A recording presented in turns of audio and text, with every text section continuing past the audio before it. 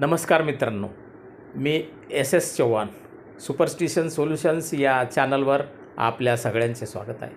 वारकरी संप्रदायाने समाजामध्ये एकता निर्माण व्हावी म्हणून ते जातीभेद विसरून सारे एकत्र जमतात, शांततेचा संदेश देतात।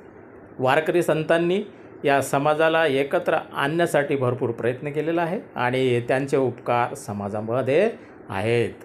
म्हणून आज वारकरी संप्रदायातील एक महाराज श्री केशवरावजी कोकाटे यांना मी काही प्रश्न विचारतो। अभंगाचा अर्थ ते आपल्याला आपण ते समजून घेऊया। नमस्कार कोकाटेजी। हां, नमस्कार सर। अभंग तुम्ही आम्हाला वाचून दाखवा आणि त्याचा भावार्थ पण सांगाल। हो ना, वाचून दाखवा। ठीक आहे सर। बैसे उघडे जगामध्ये बर्म दिसे उघडे, एकच माती नाना परी, एकच माती नाना परी, रांजण आणि सुगडे जगामध्ये बर्मसे उघडे जगामध्ये, एकच सोने नाना परी, एकच सोने नाना परी, बाळी आणि बुगडे जगामध्ये बर्म दिसे उघडे, दिसे उघडे, एकच चांदी नाना परी, एकच चांदी नाना परी, बाळी आणि बुगडे जगामध्ये बर्म दिसे उघडे, बरच सूत नाना परी, एकच सूत नाना परी, धोती आणि लुगडे जगामध्ये बर्म दिसे उघडे जगाए, एकच मानव पाडिल्या जाती, एकच मानव केला भेदभाव, सोन्याचे अनेक प्रकार दागदागिने अनेक बनतात, त्याला नावसुद्धा वेगवेगळे येतात, पण शेवटी मुळात जर पाहायचा असेल तर शेवटी सर तो सोनंच असतो।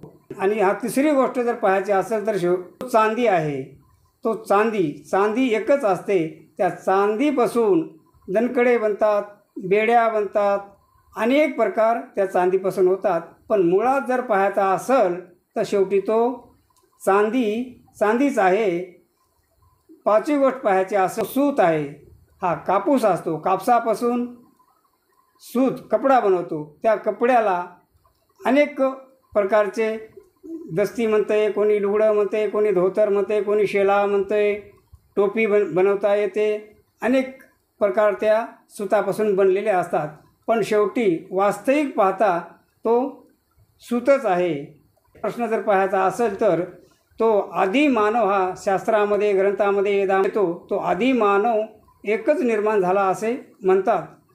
तर त्या आदी मानव असल्यामुळे तर इकडं काही या भोंदू लोकांना म्हणा किंवा या इतर या पोट भरण्यासाठी किंवा काही त्याचा व्यवहार चालविण्यासाठी हे आपणाला जातीभेद या लोकांनं आपल्यासाठी करून दाखवला।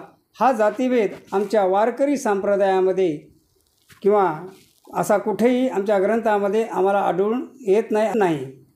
हा माती आहे, तर मातीपासून अन्न धान्य भाजीपाला हा अनेक गोष्टी मातीपासून आपणाला भेटतात आणि माती हा सर्वात मातीला महत्त्व दिलेलं आहे आणि शेवटी मुळामध्ये तो मातीतच जाणं आहे, म्हणून मातीला अनेक कोकाटे महाराजांनी फार सुंदर पद्धतीने आपल्याला मातीचं महत्त्व सांगितलं, सोन्या चांदीचं महत्त्व सांगितलं, माणसाचं महत्त्व सांगितलं आणि त्यांनी शेवटी एकच म्हटलेलं आहे की आपल्याला मातीमधूनच आपण आलो आणि मातीमध्येच जायचं आहे. अन्नधान्य वगैरे मातीमधूनच आपल्याला मिळते. शेवटी माणूस जो आहे त्याला इथंच राहायचं आहे.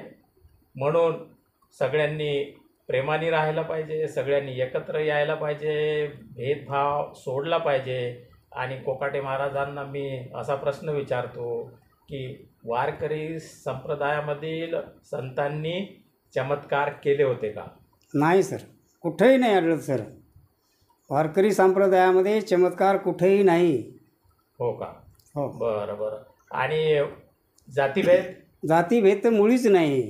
चमत्कार नाही, चमत्कार नाही, जातीभेद जातीभेद नाही. सगळ्यांनी एकत्र यायचं. सकळाशी येते आहे अधिकार, कलियुगी उधार हरीच्या नावीत. तिथं सर्वाला अधिकार आहे सर. तिथं जातभेद अजाबात नाही. हो का?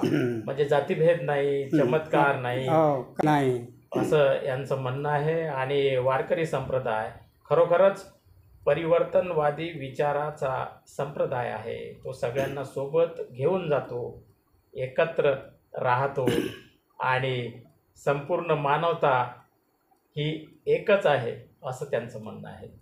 ते आपण पाहिलं की माती, वनस्पती, जीवजंतू, सोने, चांदी, मानव हे कशासाठी आहे याचा उपयोग आपण सगळ्यांनी केला पाहिजे. सगळ्यांनी एकत्र आलं पाहिजे. सगळ्यांनी एकत्र येऊन समाजाची सेवा केली पाहिजे. भेदभाव सोडला पाहिजे. हाच याचा अर्थ निघत आहे. सगळ्या साधू संतांनी असंच म्हटलेलं आहे की जे जे आपणासी ठावे ते ते इतरांना सांगावे, शहाणे करावे सकळ जन. आणि या सगळ्या जगासाठी शांततेचा संदेश सगळ्या वारकरी संप्रदायाने दिलेला आहे.